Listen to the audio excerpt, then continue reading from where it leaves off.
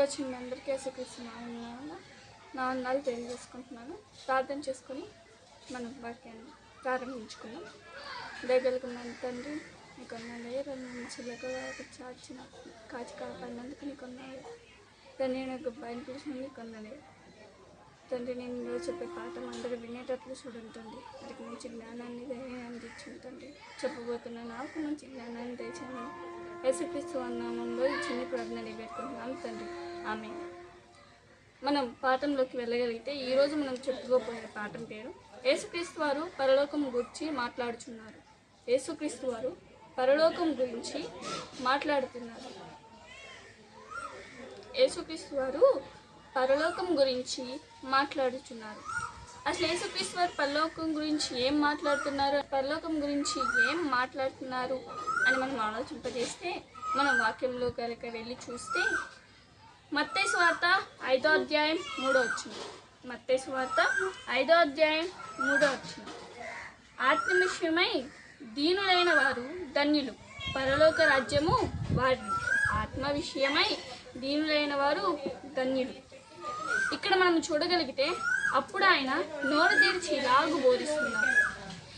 ఆత్మ విషయమై దీనులైన వారు ధన్యులు, పరలోక రాజ్యము ఎవరిది అంటున్నారు? వారిది. అంటే భూమి మీద దేవుని కొరకు బ్రతికితే పరలోక రాజ్యము వారిదని అంటున్నారు. ఒకవేళ పరలోక రాజ్యమే లేకుంటే యేసు పరలోకము గురించి ఉందని చెప్పిన మాట తప్పవుతుంది.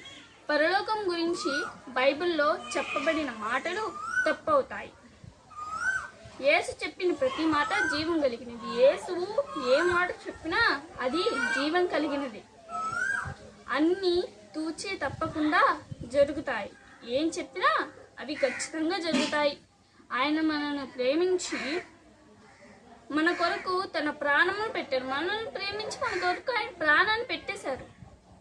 ప్రాణం పెట్టిన వ్యక్తి మనల్ని మోసం చేస్తాడా? అసలు ప్రాణం పెట్టిన వ్యక్తి మనల్ని మోసం చేస్తాడా? యేసు మాట నిజమని ఈ ప్రపంచ ప్రజలు తెలుసుకోవాలి. యేసు మాట అనేది ఒక నిజం అనే ఒక్క నిజం అని ఈ ప్రపంచ ప్రజలు తెలుసుకోవాలి. యేసు మార్గంలో నడిచిన ఎడల పరలోక రాజ్యము వారిది. యేసు మార్గంలో నడిచిన ఎడల పరలోక రాజ్యం ఎవరిది అంటున్నారు? మనది. ప్రార్థన చేస్తాం. దయగల మా తండ్రి నీకు వందనాలయ్యా. ఈరోజు మమ్మల్ని చల్లగా కాచుకోవాలని నీకు వందనాలయ్యా తండ్రి. నేను చెప్పిన వాక్యం అందరు వినేటట్లు చూడండి తండ్రి. విన్న వారందరూ విడవకుండా పరలోకానికి వచ్చేటట్టు మీ ద్వారా నడుచుటలు చూడండి తండ్రి. ఈ చిన్న ప్రార్థన యేసుక్రీస్తు నామములో అడిగి వేడుకుంటున్నాం తండ్రి. ఆమేన్. అందరికీ వందనాలు.